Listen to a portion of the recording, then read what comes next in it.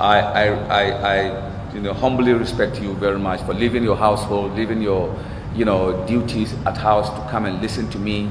I'm humbly claiming humility in front of you. I'm definitely humble in front of you. It is not easy, and I understand. And the topic that you gave me to speak upon, the role of women in Islam. And I know you've heard a lot about this topic many times. A lot of shuyukhs have made in-depth scholarship explanation on this topic. It's not going to be something new. Maybe I might add one or two things, and from my experience traveling the globe, maybe some of it is going to come. And before I begin my talks, I also understand that many people think that I'm from South Africa, I'm from America, somebody say I'm from Jamaica. I say, I don't have no dreadlock, but that's what they say, I'm from Jamaica.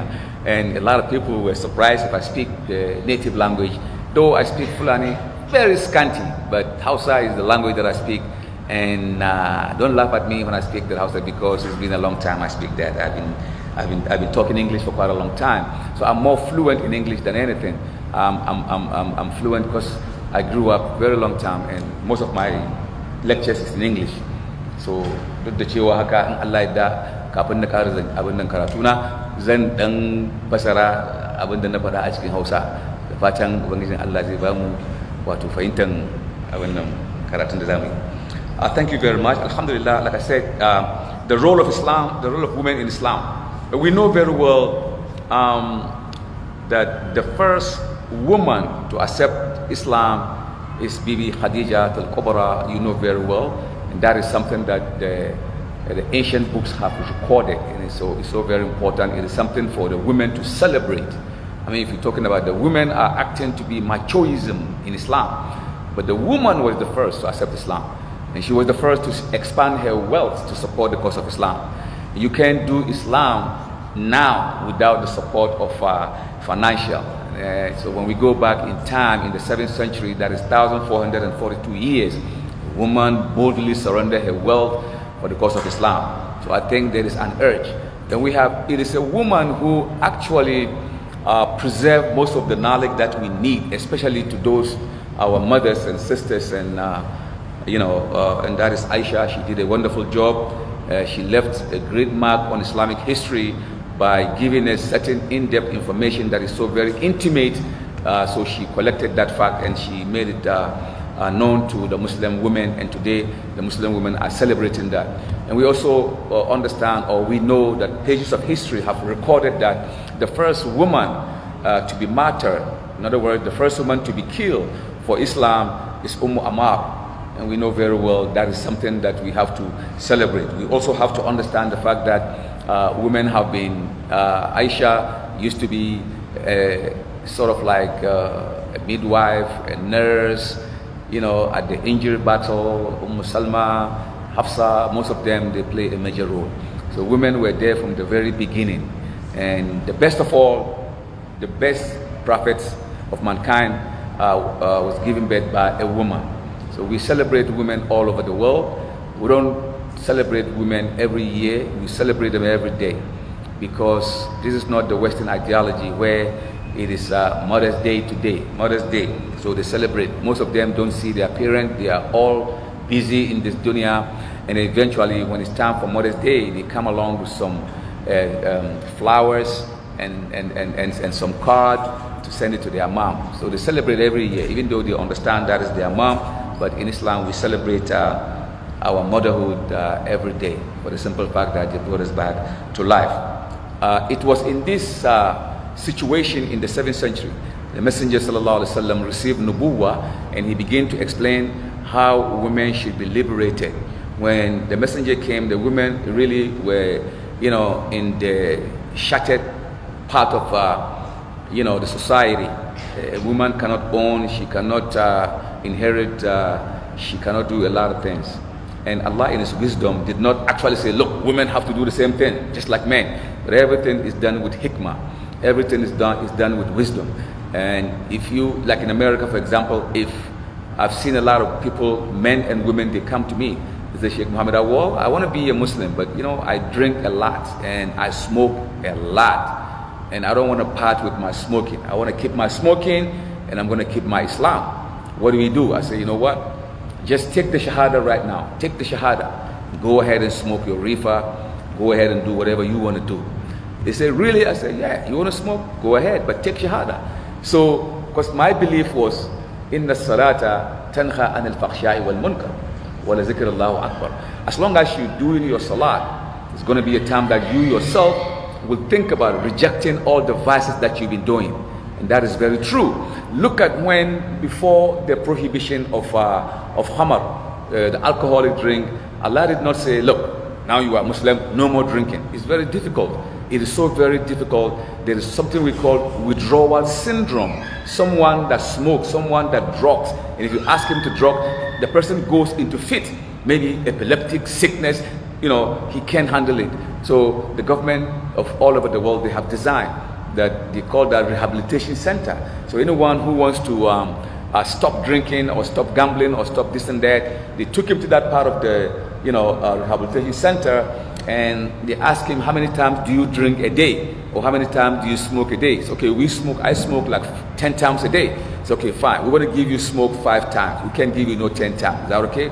Yeah, it's okay.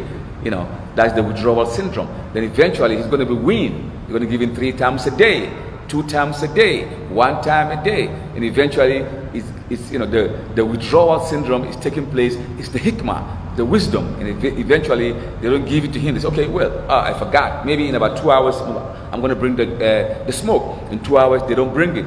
They know what they're doing, and eventually the system gets rid of all these toxics, and that is how the wisdom of psychiatrists do. That is no problem at all. And then if you look at the Quran, the drinking system, they were drinking at the time of Muhammad sallallahu alaihi wasallam. Allah did not say stop drinking. Again, the same wisdom of psychology. Allah said, in fact, drinking hammer, it has some good in it and it has some bad in it, but the bad is more than the good. See, it didn't say stop. That is psychology. It's a psychology. So Allah, He knows. So eventually it's okay. All right, so there is bad in it. Maybe we should stop. Maybe we should drink. So they were in between. And then eventually Allah said, O you who believe, make sure that you know what you recite or what you're doing when you drink or before you come to salat. Still, it didn't ban it. It's just saying, make sure that you are in your state of mind when you come to salat. Allah, He knows everything. He knows the psychology of human being. So sometimes they drink and they come to salat. They say, you know what? We drink in the night and we come to Fajr in the morning. By the time that we sleep, there is no hangover. So some went through that. But during Salat, and they were behind the Messenger sallallahu alaihi wasallam, sometimes they get hangover and then they hit the Messenger in the back because they're still in hangover. The Messenger didn't say anything. Allah is watching. Then eventually they begin to say, you know what? This is disrespect. Why should we come to the masjid and even hit the Messenger in the back from our stumbling drinking? That is not good. We're not going to drink. So eventually they themselves, they realize that it is time to withdraw this thing. So when Allah see fit, not that Allah He see, no, Allah in His wisdom, the time has come. He said, Ya ayyuhallazina amanu innamal khamr wal maisar wal ansab, to the end of the ayah. Rijtu min amali shaitan fajtanibuhu. So from that very instant, they themselves, they were conditioned to stop. So when the ayah came, it didn't surprise them. Since that time up to today, no wine in Medina. To me, that is the biggest miracle in the world that we are today. And the same thing applies to Islam. Women cannot own. Women cannot do this. Some of them even bury their women, children. You know that very well. But eventually they stop because the Messenger said, if you have anyone that has a daughter, and he marries them up, 2 of them or 3 of them, in the Yawm al-Qiyamah, I'm going to be very close to the person entering Jannah. So it became something that they have to vie with. So the Messenger was selling the situation. Eventually, gradually, they win them completely, and they realize that women are forces, to recognize in the status quo. And that is where Islam played a role. The Muhammad sallallahu alaihi wasallam in Mecca and Medina, he was struggling to give the women the right, and he was being stoned, he was being castigated, he was being abused and disgraced, and everything was done to discourage the Messenger of sallallahu alaihi wasallam from selling that policy. Because the ancient Arabians, they believe in women are also part of the merchandise that they have. In fact, it's rolled over all the way to the time of slavery.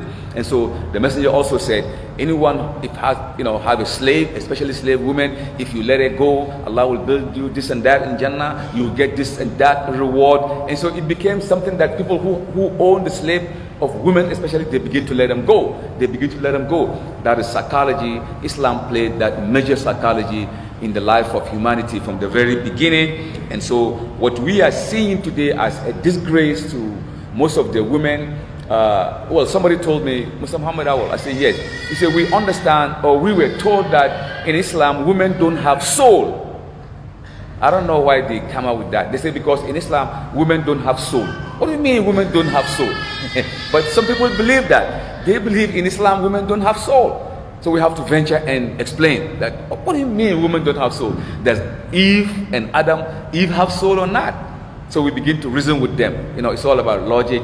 So we present Islam to them because what they see in most of the countries that are playing cultural trend to the women, and they think that is Islam.